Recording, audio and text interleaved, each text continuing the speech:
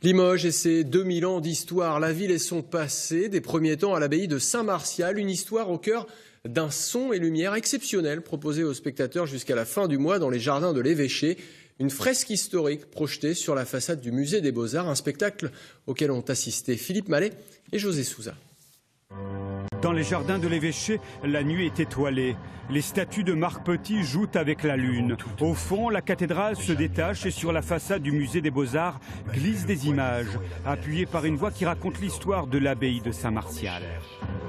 Je ne saurais résister à l'envie de lire et relire encore les plus beaux parchemins de la prestigieuse abbaye de Saint-Martial. Mon abbaye. C'est la voix de Bernard. C'est un moine que j'ai réinventé en quelque sorte, puisqu'il s'agit d'une fiction. Bernard Itier a été moine et bibliothécaire à l'abbaye Saint-Martial de Limoges, et c'est lui que je fais parler et auquel je prête ma voix.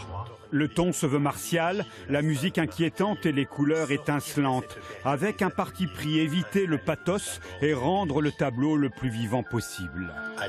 La couleur, elle vit avec la pierre, donc pour pouvoir avoir les visuels de l'iconographie des micelles du Moyen-Âge, il faut anticiper plus saturé pour se rapprocher de la réalité, pour pas que ce soit trop enterré.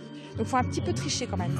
Dans ce jeu de lumière et de scène qui s'entrechoquent, le désordre du monde apparaît comme en écho celui du Moyen-Âge, de Martial à Aliénor, de Bernard de Ventadour à Richard Cœur de Lion, du mal des Ardents à l'amour courtois. L'histoire donne le tournis.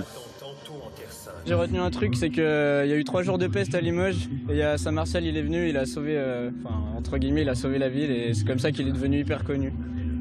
Et vous ? Un peu moins, mais il vient rue dans 1225. Voilà.